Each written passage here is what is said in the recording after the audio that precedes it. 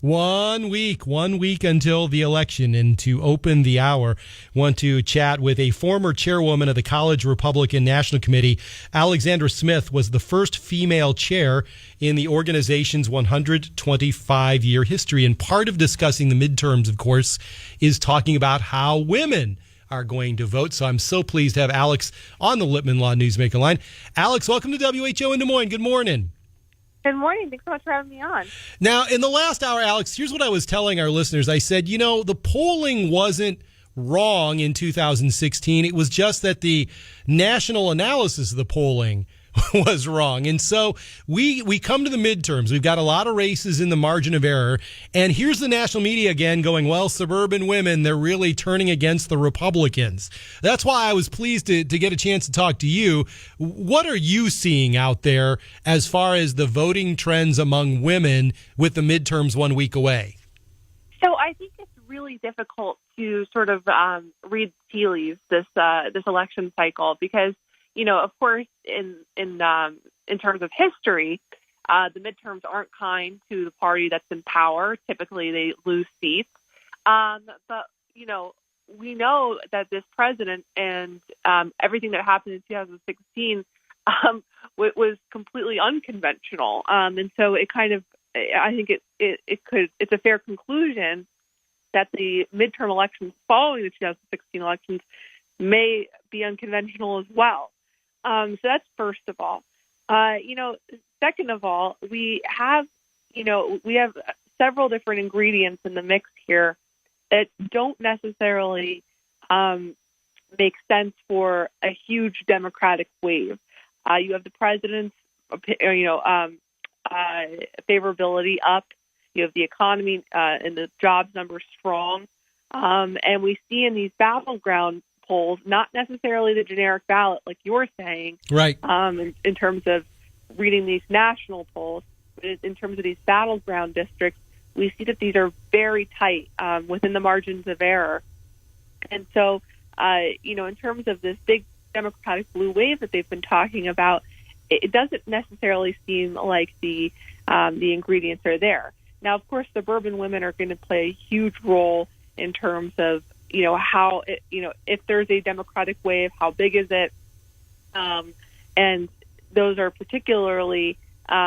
particularly true in a lot of these races that we're watching. Whether you're talking about the suburbs of New Jersey or the suburbs of Nebraska, that's a consistent trend. So that's something we're definitely going to be taking a look at.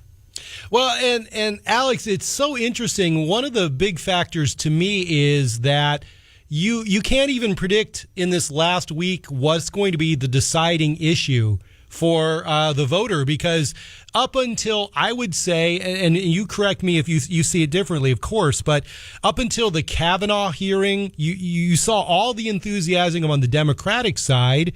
Then after the Kavanaugh hearing, suddenly the Republicans got fired up.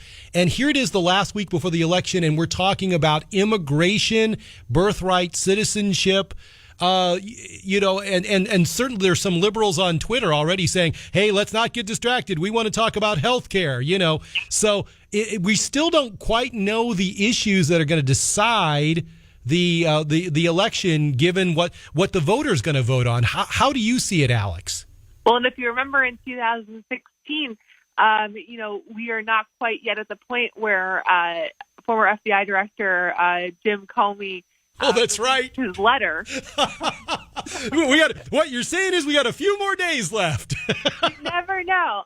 It's still October. There's still time for a surprise. But I totally agree, and I actually think that this speaks to the weakness on the Democratic side for this supposed blue wave that everyone's been hyping and talking about, is that they've failed to really produce a winning sort of argument or presenting themselves as a credible alternative in terms of rallying around a particular issue.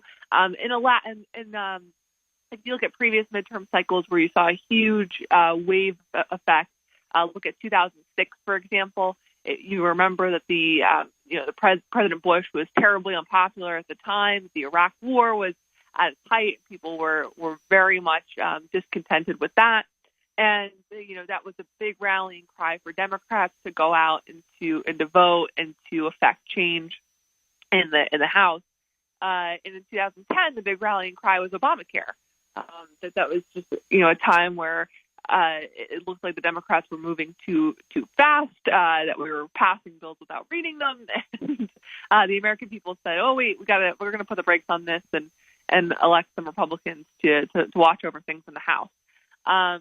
The Democrats don't have a similar sort of a congealed set of issues this time around. And in fact, we've seen them sort of go astray, as you mentioned, in terms of these different issues. For example, impeachment. Tom Steyer, who is dumping a bunch of money into different races around the country. This is, of course, the activist billionaire. He is running the Need to Impeach campaign and is, specifically supporting people who are in favor of impeaching the president.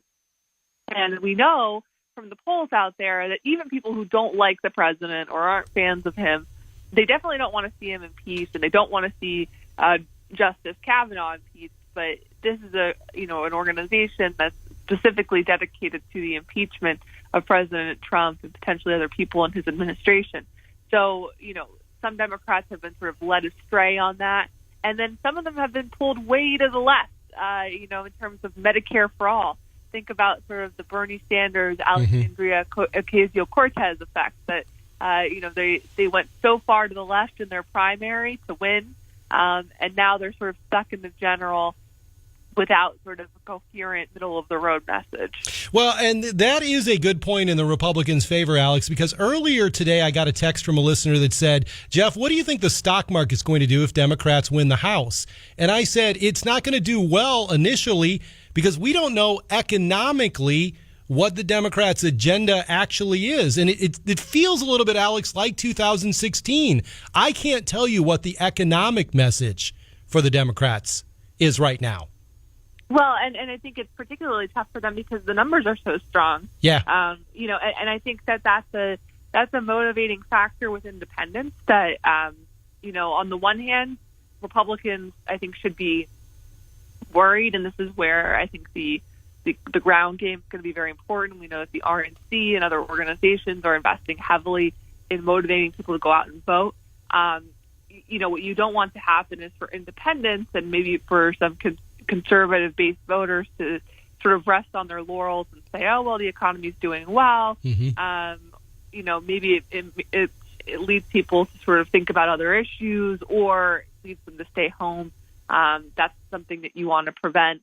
And so, I think that in terms of the economy, though, the Democrats have really failed to present themselves as a credible alternative in terms of the economy. And I think that it was very difficult for them to do so based on the numbers that we're seeing. So I think that the most that they can hope for is that the numbers are so good that people sort of, forget about voting or they potentially sort of take the economy for granted and start thinking about other issues where Democrats might be stronger. Yeah, right on. That is Alex Smith. She's the executive director of the conservative organization America Rising. Alex, great analysis today. Thanks very much for joining me.